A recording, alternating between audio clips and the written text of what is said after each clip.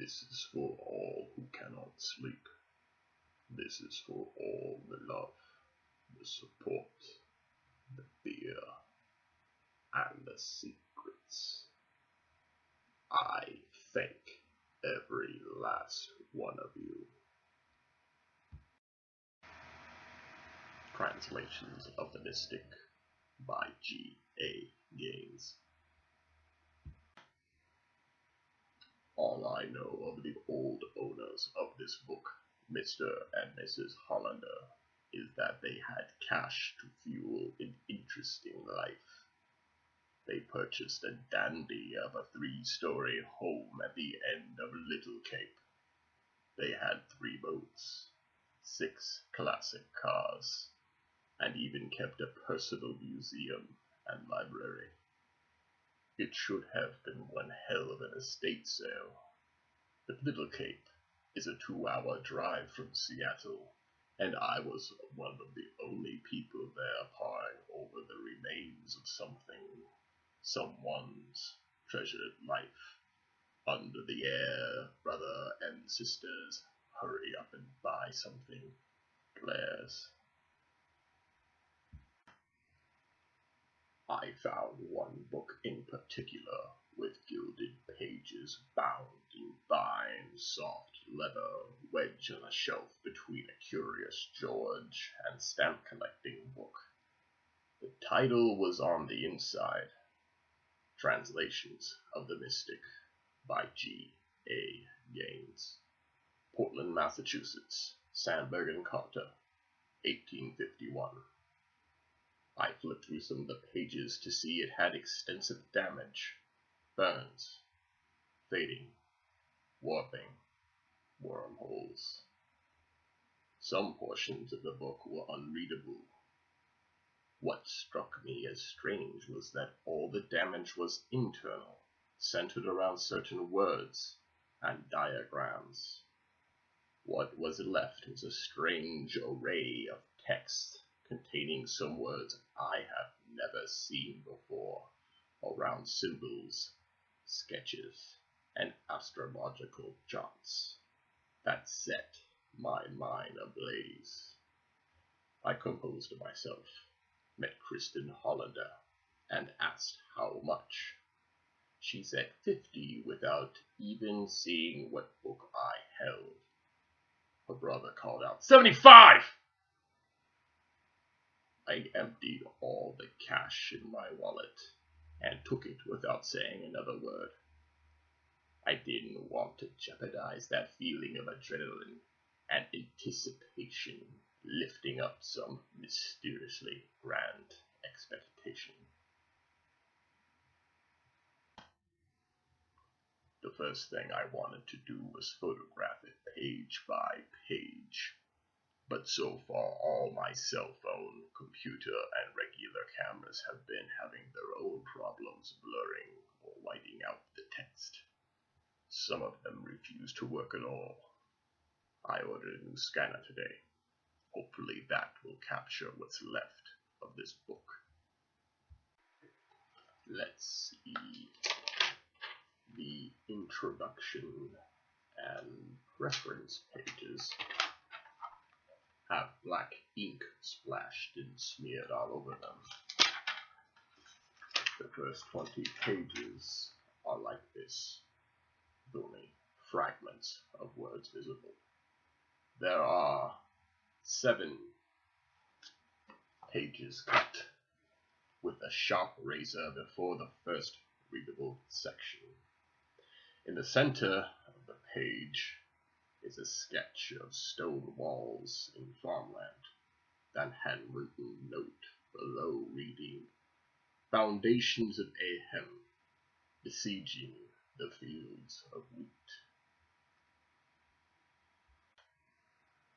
Page 28.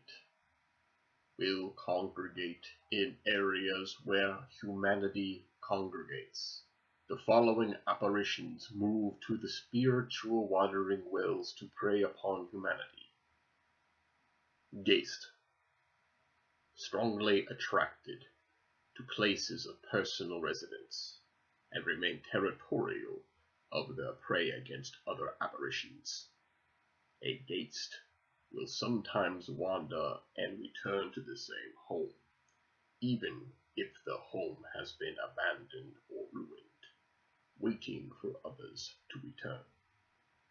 Crops grown in ghaist wells do not produce edible sustenance.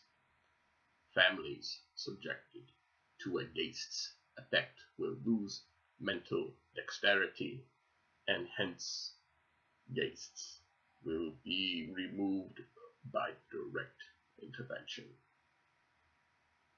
Ocean salt, purified under a full moon's light, and then scattered about the afflicted premises, has long been known to react harshly to the ghaist's sense of perception. Translations of the Mystic by Ganes.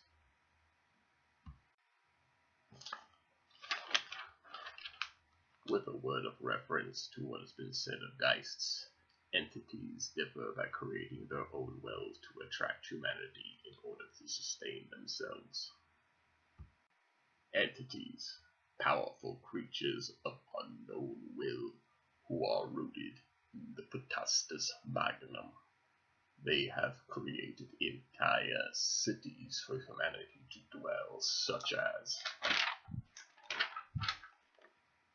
Unfortunately, several cities might have been listed here, but they were neatly burned out, page by page. There are hundreds of cities here. It continues in mid-sentence. Choosing to establish and attract in places of geographic advantage to humanity. Their presence can influence entire populations under a moment's command, as Dr. Victor Gaines has demonstrated in the Julian trials. It may be assumed that certain wars in humanity's history were due to entities trying to expand their well in influence. There are no known tools at humanity's disposal to rid ourselves of these despots, but their presence can be confirmed by the use of a white cat born without eyesight, taken due north from the geographic center of the settlement. If an entity exists, the cat always returns to the center and comes to rest there.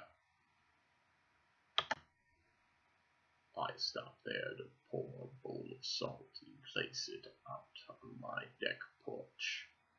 The nights here have been clear, dry, and cold.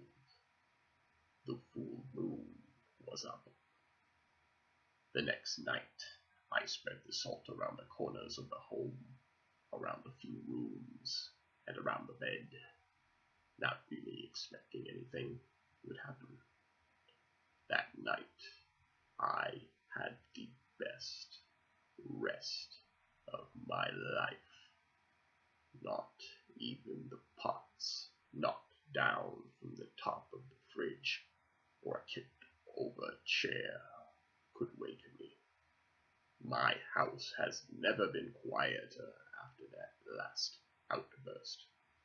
I sleep like a log every night.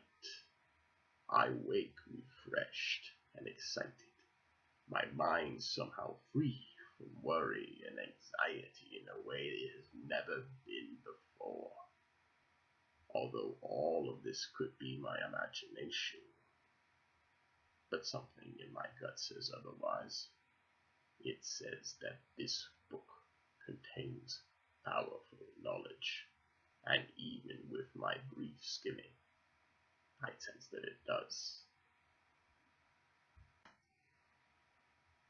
I'll be back soon to transcribe more, I promise. But I have to go for now. Pound 100 miles away says they have a blind white cat.